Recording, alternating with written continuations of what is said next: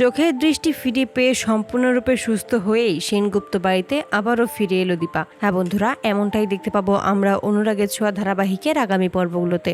Doctor জানায় যে অ্যান্টিডোটের ফলে যে ওনার এরকম একটা সমস্যা হতে পারে সেটা আমাদের জানা ছিল না, তবে উনি একমাত্র সুস্থ হতে পারে চোখের অপারেশন করলেই উনি চোখে দেখতে পাবে। যদি সেটা না করা হয় কোনো দিনও উনি আর চোখে দেখতে পাবে না। সূর্য তখন দীপাকে বলে, তুমি কি ভয় পাচ্ছ?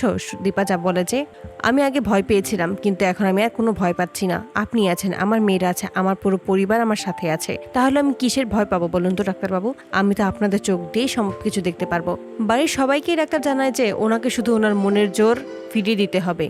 ওনার মনের জোর থাকলে উনি সম্পূর্ণরূপে সুস্থ হতে পারবে খুব দ্রুত। আপনারা এই জিনিসটার খেয়াল রাখবেন। বাড়ির সকলেই তখন বলে যে দীপা আমাদের জন্য অনেক করেছে, এবার আমরা করব, আমরা নিজেদের সাধ্যমতো চেষ্টা করব ওকে সুস্থ রাখার, ওর মনের জোর ফিরিয়ে দেবার। দীপা সকলের সামনে এলে সকলেই মনের কষ্ট চেপে দীপাকে তার মনের সাহস যোগায়। দীপাকে বলে, তুমি কোনো চিন্তা করো না, আমরা সবাই চেষ্টা করছি, আমরা সবাই তোমার পাশে আছি, আমরা সবাই মিলে তোমাকে সুস্থ করে তুলবো।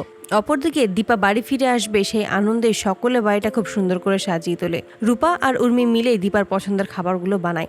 ঠিক সেই মুহূর্তে সূর্য দীপাকে নিয়ে হাজির হয়। সেখানে এসে দীপা কারো সাহায্য ছাড়া একা একাই সবকিছু ঘুরে ঘুরে বলতে থাকে কোথায় কি রাখা আছে। এতে করে সবাই অবাক হয়ে যায়। সবাই ভাবে যে দীপা কি সত্যিই দেখতে পাচ্ছে। দীপাকে জিজ্ঞেস করলে দীপা বলে যে, আমি দেখতে পাচ্ছি না, এটা যেমন সত্যি এই বাড়িটাও কিন্তু আমার বড্ড চেনা, এই বাড়ির প্রতিটা ফার্নিচার আমার খুব চেনা, কোথায় কি আছে সবকিছুই আমি জানি, তাই আমাকে সবকিছু শিখিয়ে দিতে হবে না। সূর্য দীপার কাছে এসে বলে, তুমি কোনো চিন্তা করো না দীপা, আমি তোমার খুব ভালো একটা চিকিৎসা করাবো, তুমি খুব দ্রুতই সুস্থ হয়ে যাবে, তুমি আবার সবকিছু আগের মতো দেখতে পাবে, আমাদের সংসারটা আবারও আগের মতো সুখে শান্তিতে ভরে যাবে। তারপরে সূর্য সিদ্ধান্ত নেয় সে বিদেশ যাবে, সেখানে গিয়েই দীপার চিকিৎসা করাবে, দীপার চোখের অপারেশন করাবে। এতে করে প্রথমে সবাই অমত পোষণ করলেও সূর্য এক কথা জানিয়ে দেয় সে দীপার জন্য কোনো রিস্ক নিবে না, তাই সে বিদেশ যাবে, সেখানে গিয়েই চোখের অপারেশন করাবে দীপার। এতে করে সকলেই রাজি হয়ে যায়। সূর্য দীপাকে নিয়ে বিদেশ চলে যায়, সেখানেই দীপার চোখের অপারেশন করানো হয়।